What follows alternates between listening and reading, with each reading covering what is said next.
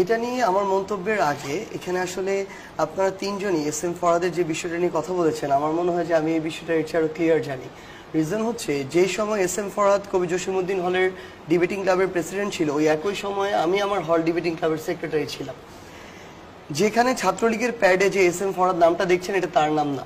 আমার একজন ব্যাচমেট রয়েছে জসিমউদ্দিন হলের, এস এম ফরহাদ, যারা ইমিডিয়েট সিনিয়র এবং জুনিয়র, এই নামটা হচ্ছে তার। এক, দ্বিতীয়ত, ঢাকা বিশ্ববিদ্যালয়ের হলে থেকেছে আর ছাত্রলীগের মিছিলে মিটিংয়ে যেতে হয় না, এটা কোনোদিন সম্ভব না।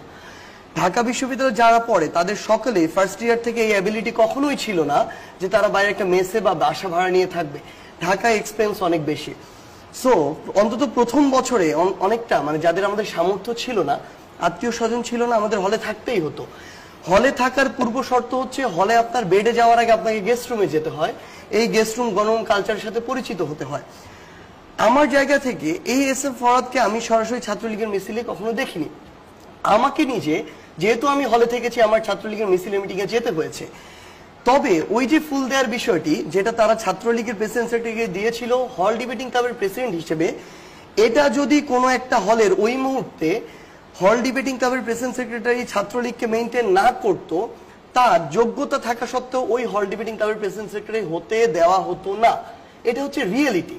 এবং যদি হয়েও যেত, যদি তারা এইটুকু অন্তত ফুল দেওয়ার মতো উদারতা না দেখাতো, তাহলে ওই ডিবেটিং ক্লাবকে ওই হলে কোনো প্রোগ্রাম করার ওই স্বাধীনতা দেওয়া হতো না। সো ওইটা ছিল ওই সময়ের বাস্তবতা। যেই বাস্তবতা, সেই বাস্তবতার কথা যদি স্বীকার করি তাহলে শেষ করে লাইনটা, ওই বাস্তবতা ঢাকা বিশ্ববিদ্যালয়ের হলে থাকা, ওই কালচারে থাকা একটা ছেলে বলতে পারবে। ইভেন আমার বন্ধু সায়েদ আব্দুল্লাহ, যে হলে রেগুলার থাকেনি 5 বছর, সে ওই বাস্তবতাটা বাইরে থেকে হয়তো দেখতে পারবে, কিন্তু অনুধাবন করা সম্ভব না।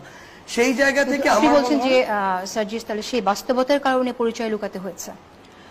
পরিচয় লুকাতে হয়েছে কেন? এই যে জাস্ট একটু আগে আমাদের সায়েদ আব্দুল্লাহ যেটা বললেন, আসলে যে যখন শুধু হলে থাকার জন্য শুধু নয়, আপনি বাংলাদেশে থাকার জন্য আপনার ওই পরিচয় লুকাতে হয়েছে।